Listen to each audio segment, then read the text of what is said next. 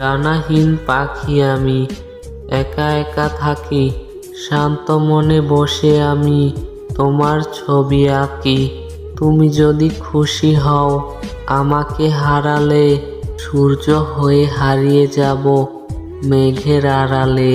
সাদা মেঘ কালো হয়ে গায়ে বৃষ্টির গান, তারাবিহীন আকাশটার বুকে লুকায় অভিমান।